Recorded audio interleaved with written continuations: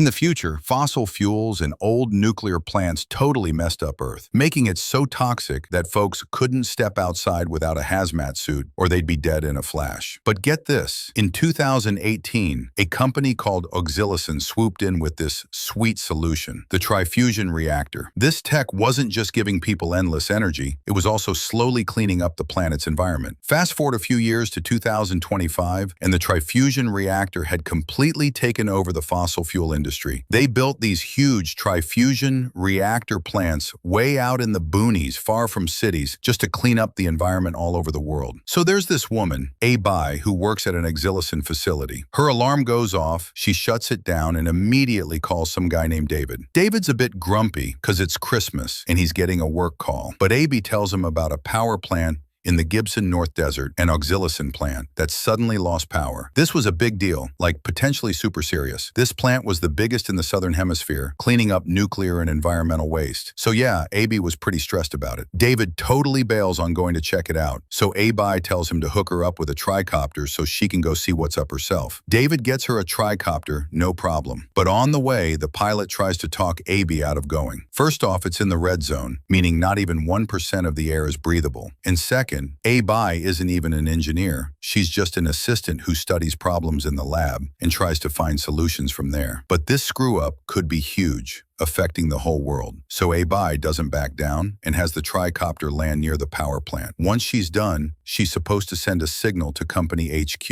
and they'll send another tricopter to pick her up, because leaving one in that kind of area for too long could mess it up. Habel finally gets to the main road of the power plant. She tries to open the gate using the calling system nearby, but after waiting forever, no one answers. So she pulls a lever and manually goes inside. She's recording everything as she goes in so she can submit her report to HQ once she gets a signal. A little further inside, some dude suddenly pops out with a golf stick, thinking Habel's an intruder, and he's about to attack her. But Habel explains she's there to fix the plant. At first, the guy doesn't believe her, but when Habel scans herself with a nearby scanner, her biometrics confirm her identity, and he introduces himself as Robinson. Turns out, this power plant usually only has a doctor and an assistant to look after the system. Habel figures Robinson's the assistant, so she asks him about Dr. Zeke. Robinson tells her Dr. Zeke's been out researching the desert area for days, and he has no clue when he'll be back. So Habel immediately starts checking all the machines herself. She spots an error in a nearby machine, but as soon as she asks Robinson about it, he just resets the system to fix the error. This completely blows Habel's mind. She's taking this whole thing super seriously, and Robinson's just messing around. He starts to go off to nap, so Habel tells him to come with her because she doesn't know her way around the plant and needs him to guide her. Robinson then gives her the grand tour, treating her like a guest, showing her the hall, kitchen, bathroom, everything. He even shows her a sunroom where they can chill and sunbathe. But since they're in the red zone, Habel figures the sunlight might be kind of harmful. Robinson just shrugs it off, joking that if he gets sick, he's got his own doctor, Dr. Zeke, right there. Habel just shakes her head and gets back to work. But then Robinson starts playing his guitar right next to her. Habel, annoyed, tells him to stop talking and asks about the communication system, trying to fix it. Robinson keeps trying to flirt with her, and Habel finally tells him straight up that she's there to work, not to find a boyfriend. Since the communication systems aren't working despite her best efforts, she pulls out the core of the system and asks Robinson how to fix it. But poor Robinson's so clueless. He's never even seen a part like that before. He just resets things when they break. Habel figures he must have bribed someone to get the job. Anyway, she realizes there's no power to the whole plant's communication system, so Robinson tells her to use the backup battery. But Habel wants to check the main failure first before jumping to conclusions. So they both head to the machine room. On the way, Robinson tries to get to know Habel. Habel tells him she works at HQ as a tech assistant, but all her tech jargon just goes right over Robinson's head. As they head to the machine room, Habel learns that Zeke mostly worked in his lab, and Robinson never even had to check the system. He just cleaned up the trash outside Zeke's room, which is why he didn't know much about the place. Finally, Habel and Robinson reach the machine room. That's where the main reactor core is, which uses radioactive energy to power 2 huge fans underground. These fans were supposed to deliver uninterrupted energy to the entire hemisphere for the next 200,000 years. If those fans stopped working for any reason, the power plant would become a gas chamber like something out of World War II in minutes, and the entire Southern Hemisphere's capitals would be screwed. Luckily, both fans are working fine for now. One of them is visible, but the other one is so deep underground that only robots can reach it. This shocks Robinson because he says Zeke used to go down to the lower fan all the time and never had any problems. But AB says there's no way Zeke could have gone down there because he didn't have access. Since all the equipment for the upper fan is working perfectly, AB thinks the problem must be with some equipment in the lower fan. Hearing this, Robinson decides to go check it out. But AB tells him absolutely not, saying it's still way too hard for a human to go down there and come back. Just then, Robinson suddenly falls. AB goes to help him, but Robinson acts totally normal and just goes to his room. Seeing his condition, AB somehow figures Robinson has some serious illness. So first, she goes to her room and records all her experiences on camera. She also wants to know, when her reports go to HQ, who hired Robinson with such low skills and while being sick. After recording everything, she goes to take a shower and suddenly she starts having these scary visions from her childhood. Startled, she opens her eyes and sees Robinson standing in front of her, staring at her strangely. He'd accidentally come in because AB hadn't locked the door. He immediately apologizes and goes to his room. The next day, when they meet in the kitchen, he apologizes again and tells AB about his real illness. He got kidney cancer from drinking too much. His sister Merrill helped him a lot, and he recovered 90%, but the remaining 10% cancer still gave him a lot of trouble. Continuing their work, AB asks him about his family. Turns out only AB's father is alive, but she doesn't talk to him for some reason. She was raised in an Auxilison Company facility since childhood. Robinson teases her a bit about this, and AB laughs and gets back to work. A little later, radiation readings from the lower area suddenly stop. AB figures there must be a malfunction in some part of the lower fan, and that's causing all these problems. But the biggest issue would be the red zone expanding, putting all the nearby villages in serious danger. Also,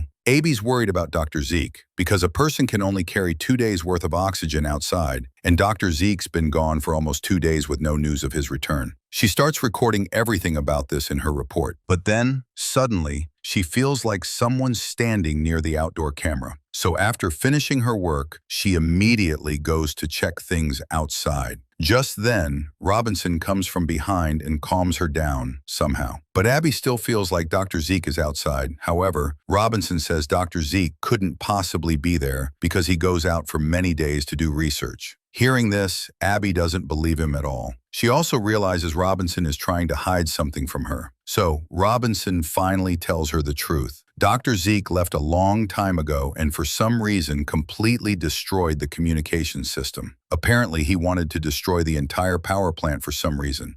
And so Robinson wouldn't tell anyone about it? Dr. Zeke also took the buggy that was outside, and Robinson had been living there alone ever since. Abby is genuinely shocked to hear this, but she can't understand why Robinson had hidden all this from her for so long. Robinson explains that he was really scared no one would believe him, that Zeke had tampered with the power plant. And because of Dr. Zeke's position, everyone would blame Robinson. Well, after hearing all this, Abby has to trust Robinson, but she doesn't know what to do. So for now, she tells Robinson to rest a bit and tries to fix things herself. During this, she again feels like someone's outside. So this time, she puts on her suit and goes outside herself. After walking a little further, she finds a man in a suit, unconscious, who turns out to be Dr. Zeke himself. Seeing his condition, Abby immediately tries to take him back to the power plant, but Robinson gets really angry seeing Zeke, so he won't open the gate. But then Abby somehow explains to him that they need Zeke to fix the power plant, and if they don't help Zeke,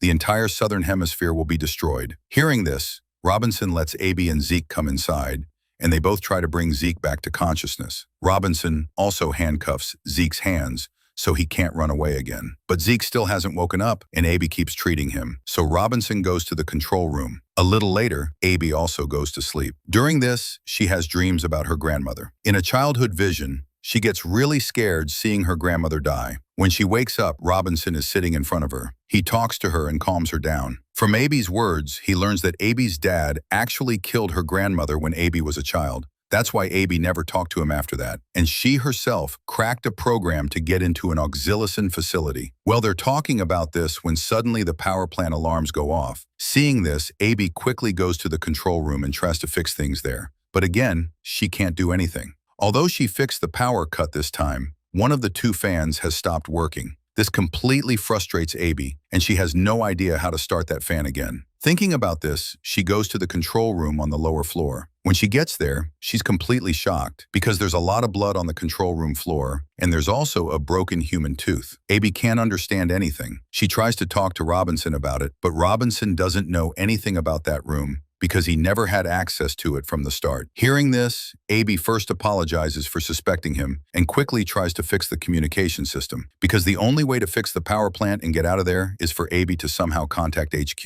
But despite all her efforts, the communication system doesn't work at all. But still, with a little hope, Abby records everything, and then, even without a server, she sends the video to HQ, requesting a repair team. After this, she starts talking to Robinson again, and at this point, only one fan is working. They only have a few days to fix that fan, and if they fail, the entire Southern Hemisphere will be completely destroyed. Hearing this, Robinson gets really worried, and for now, to clear his head, he takes his guitar and goes to Zeke, sitting near him and playing the guitar. A little later, when Abby comes to him, Robinson starts blaming Zeke for all these things. So Abby somehow calms him down and tells him to rest a bit, and she sits near Zeke herself. While sitting there, she falls asleep again. And then she again has those bad childhood visions. Scared, she opens her eyes, and immediately Zeke wakes up nervously. Seeing him, Abby doesn't talk to him properly at first, but despite that, she tells him all the truth about herself. And she was also somehow happy that she was standing in front of such a big nuclear scientist from Auxilison. But since Zeke's hands were tied, Habel, he neither believed Abby, nor was he interested in listening to her. So he starts yelling for Robinson to come there, but as soon as Robinson comes there, Zeke's condition worsens even more. Zeke just lies there silently. Seeing this, Abby immediately tells Robinson to get some medicines from outside. But as soon as Robinson leaves, Zeke stands up, startled, and tells Abby that the guy who just came and was calling himself Robinson isn't actually Robinson. Hearing this, Abby's jaw drops. She has no idea who this guy really is or how he got there. Even the biggest question is, if this guy isn't Robinson, then where did the real Robinson go? Zeke doesn't know much about all this, but he says he last sent Robinson to check a malfunction in the lower control room, and he never came back after that. But since Zeke was late for his research at that time, he didn't pay much attention to Robinson. And now that he's back, the real Robinson isn't here. All this information completely messes with Abby's mind, and she knows it's very important to tell HQ about all these things. So, Zeke gives her the idea of going outside where his buggy is, and from there, she can easily contact HQ. Knowing this, Abby immediately gives Zeke a two-way receiver and starts to go outside. But before leaving, Zeke explains to her that they have to behave completely normally in front of that guy no matter what, because for some reason, that guy still needed both of them, and that's why he hadn't killed them yet. Abby agrees to this, and then she runs to the CCTV room first, where she starts watching the old footage. In it, she clearly sees that the guy was really just trying to act like Robinson, and that was also the reason he had no knowledge about the power plant parts and machines. Anyway, right after that, she puts on her suit and goes outside. After recording everything with the buggy's camera outside, she immediately sends it to HQ, asking for help as soon as possible. Her message went through this time, and a tricopter was supposed to arrive within 40 minutes. Knowing this, she starts going inside. Meanwhile, the guy who was calling himself Robinson was strangely standing near Zeke, shaving his beard. From his actions, it was clear that he had taken Zeke's ID card, and he could kill him at any moment. But because Abby arrived at the right time, he started acting completely normal. And then Abby, treating him like Robinson again, sends him to rest for a while. After he leaves, she tells Zeke that help will arrive in 40 minutes